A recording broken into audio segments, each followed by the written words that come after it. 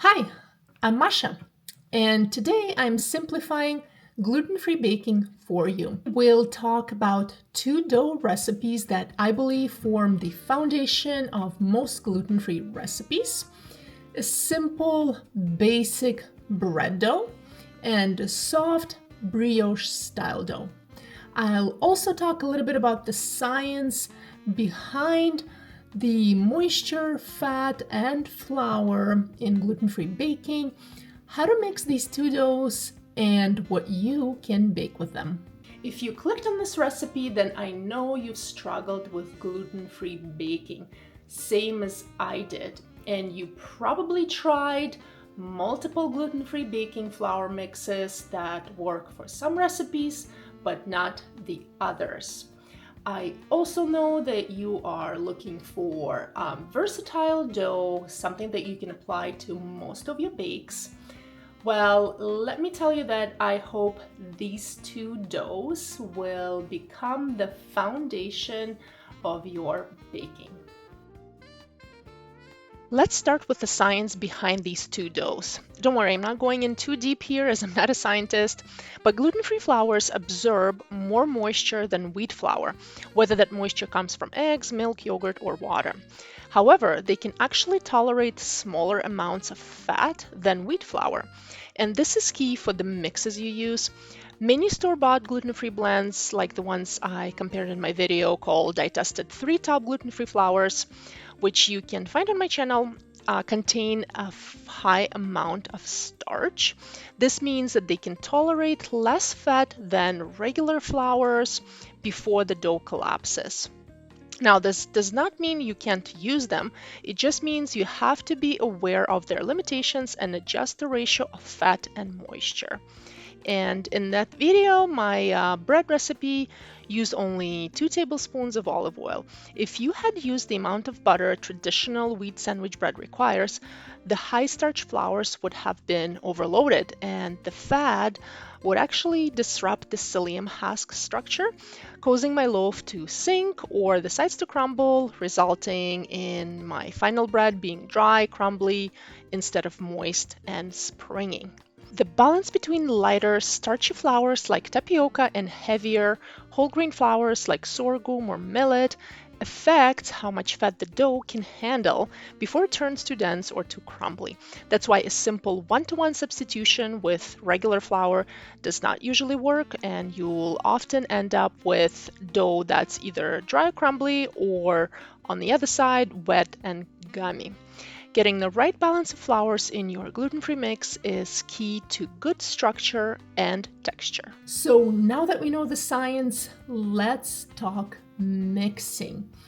The key to the structure of the dough is the binder, which replaces gluten. Now, in both of the recipes, we will be using psyllium husk powder. You can actually also use whole psyllium husk, but the brioche in-reach dough will also get a special edition as well that I'll talk about it in a bit.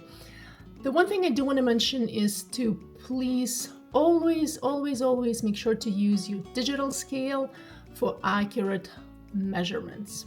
Starting with our basic bread dough. So this is my standard bread base. It's very lean, meaning it doesn't have much fat.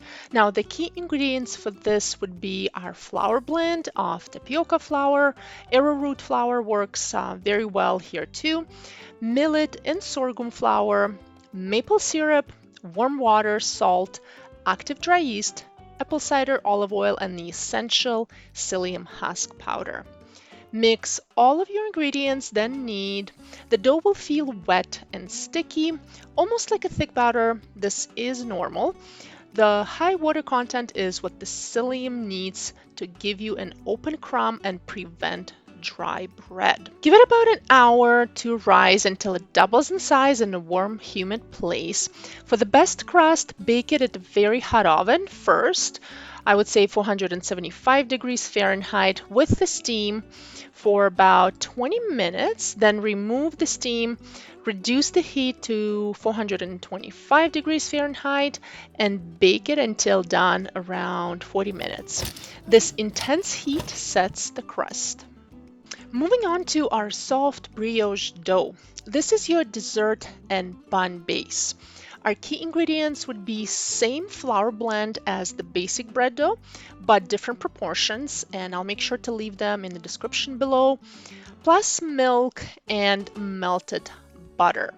This is where we use the psyllium husk powder plus xanthan gum. The xanthan gum works with the fat to give you that super soft, pliable texture which is necessary for shaping.